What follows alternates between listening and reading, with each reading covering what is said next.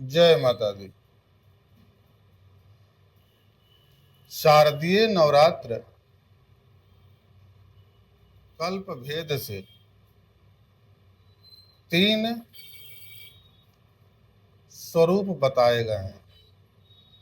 शारदीय नवरात्र का कल्प भेद से तीन स्वरूप है, जिसका अलग अलग जगह पर ये शारदीय नवरात्र अलग अलग स्थान पर तीन तरीके से मनाया जाता है। और ये कल्प भेद से महिषासुर का वध शारदीय नवरात्र में माता ने कल्प भेद से महिषासुर का वध तीन स्वरूप में, अलग अलग स्वरूप में किया है। महिषासुर का वध में जो पहला स्थान है, रंभ कल्प में अष्टादश भुजी उग्र चंडी द्वारा महिषासुर का वध किया गया है। ये रंभ कल्प में किया गया है।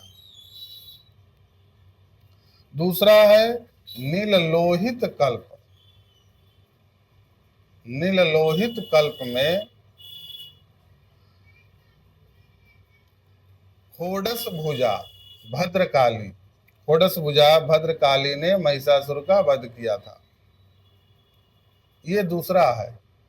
ये दूसरा कल्प नीललोहित कल्प है। इसमें षोडश भुजा भद्रकाली ने महिषासुर का वध किया था। तीसरा है श्वेत बाराह कल्प। श्वेत बाराह कल्प में 10 भुजा कात्यायनी के रूप में माता ने महिषासुर का वध किया था। तो जब भी ये शारदीय नवरात्र आता है, शारदीय नवरात्र आते समय इसको, जब शारदीय नवरात्र आता है तो देवी का ये शयन काल होता है।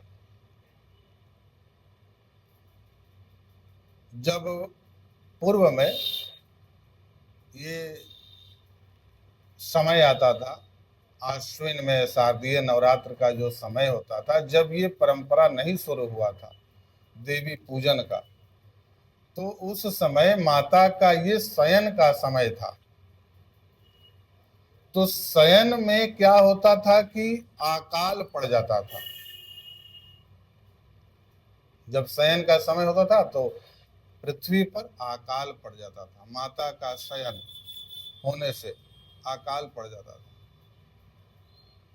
तो इन तीन कल्पों में श्री राम ने ब्रह्मा को आचार्य बना करके और माँ दुर्गा, माँ भगवती का इन अलग अलग रूप में पूजन किया है। स्वयं भगवान श्री राम ने माता को जागृत किया, जगाया, और इन तीन कल्पों में ब्रह्मा को आचार्य बना करके माता का पूजन किया। तो उससे माता का कृपा हुआ और जो अकाल का समय था वो समाप्त हो गया। क्योंकि ये जो समय होता है इसमें ऋतु बदलता है और इसमें अनेक प्रकार का रोग, ये रोग दोष, तो ये जो समय ऋतु बदलता है तो इसमें ये सब परेशानी शुरुआत होता है। और पूर्व में विशेष इसका संकट लोगों को सामना करना पड़ता था। तो उस समय भगवान श्री राम ने माता को पूजन करके जागृत किया। और प्रार्थना की कि ये जो समय है, ये जो शयन काल का समय है, इसको माँ आप परिवर्तित कर दे। और उसके बाद से ही ये शारदीय नवरात्र का पूजन आम जनमानस में इसको शुरू किया गया विशेष रूप से। और जो भी ये नवरात्र इस समय जो करता है तो उसको हर रोग दोष शोक संताप मिट जाता है और उसका मन शांति आत्म शांति से उसको साक्षात्कार होता है। मतलब कि उसको पूर्ण शांति की अनुभूति होती है। ये शारदीय नवरात्र में जो माता से संलग्न होकर के और भाव रूपी पूजा जो करता है तो इसमें उसके ऊपर विशेष कृपा होता है और स्वयं भगवान राम ने ही इसको शुरुआत किया है। जय माता दी।